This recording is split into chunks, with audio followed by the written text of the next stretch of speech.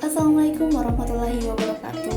Halo guys, perkenalkan nama saya Hijratul Aswad dengan NIM 50500 dari 210 dari jurusan Jurnalistik angkatan 2020 Fakultas Dakwah dan Komunikasi Universitas Islam Negeri Alauddin Makassar. Nah teman-teman, langsung saja pada video kali ini saya akan membahas mengenai sejarah perkembangan grafika dan penerbitan. Dan materi yang pertama saya akan membahas mengenai sejarah perkembangan grafika. Pada saat ini produk grafika telah menjadi bagian dari kehidupan sehari-hari dalam bentuk poster, buku, iklan, gambar pada kemasan makanan, tanda petunjuk jalan, dan lain-lain. Grafika sudah ada sejak zaman dahulu berupa lukisan gua prasejarah. Di Sulawesi Selatan, Maluku, Kalimantan, dan Papua terdapat lukisan gua prasejarah yang berasal dari ribuan tahun sebelum Masehi. Lukisan prasejarah berupa cap tangan, gambar manusia, dan gambar hewan. Lukisan tersebut memanfaatkan warna merah, hitam, dan putih yang berasal dari pewarna alam. Artinya, manusia pada masa itu membuat lukisan tidak hanya untuk menyampaikan informasi, tetapi juga untuk menyampaikan nilai estetik dan keindahan. Grafis berupa lukisan gua prasejarah memberikan informasi atau dapat disebut dengan bahasa gambar. Perkembangan grafika juga dipengaruhi oleh perkembangan teknologi, yaitu teknologi cetak.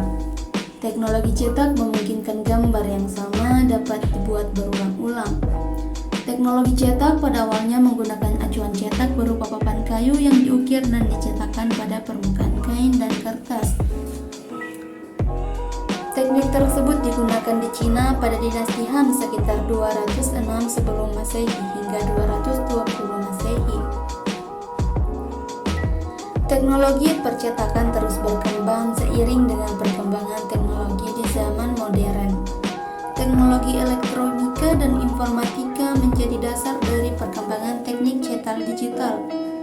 Gambar atau grafis dibuat pada komputer dalam format digital lalu dicetak dengan printer, di mana cetak digital dibuat atau dapat diaplikasikan pada berbagai permukaan seperti kertas, kain, dan keramik.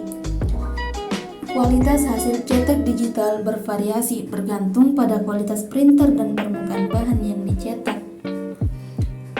Teknologi grafika menghasilkan produk grafika. Mestinya produk grafika terdiri atas teks dan gambar yang tersusun membentuk informasi atau keindahan.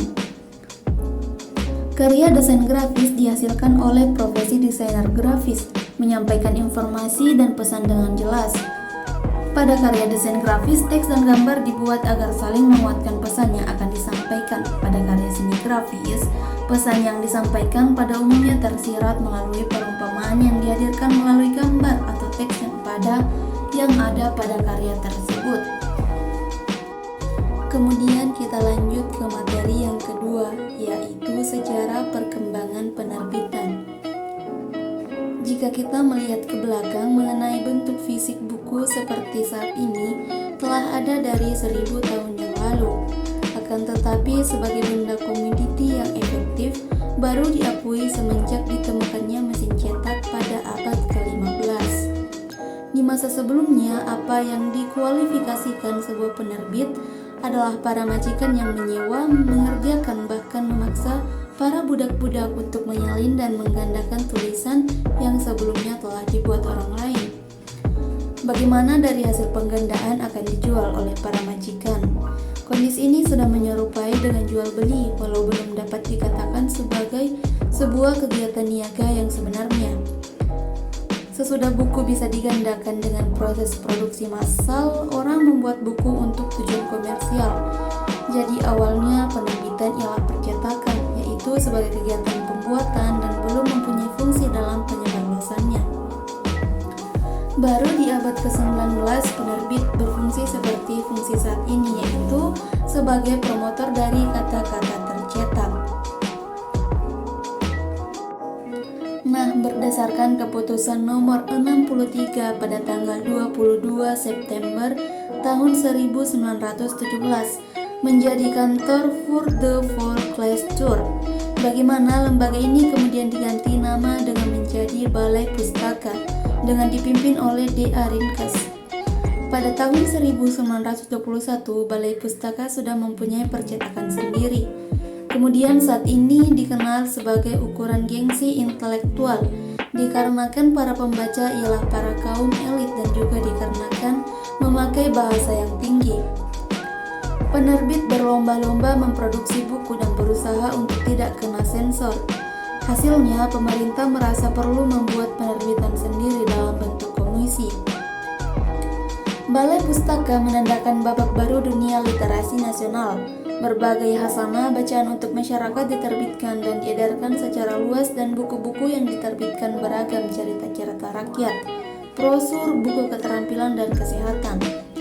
Buku-buku yang dihasilkan Balai Pustaka mempunyai kecenderungan yang seragam, yaitu tidak berani membuat tentang masalah politik, apalagi melakukan kritik kepada pemerintah kolonial Belanda.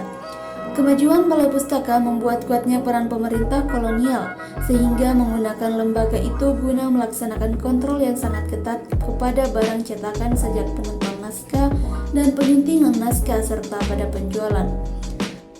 Nah, itulah tadi materi mengenai sejarah perkembangan dari grafika dan penerbitan. Sekian dari saya, kurang dan lebihnya mohon dimaafkan. Assalamualaikum warahmatullahi wabarakatuh.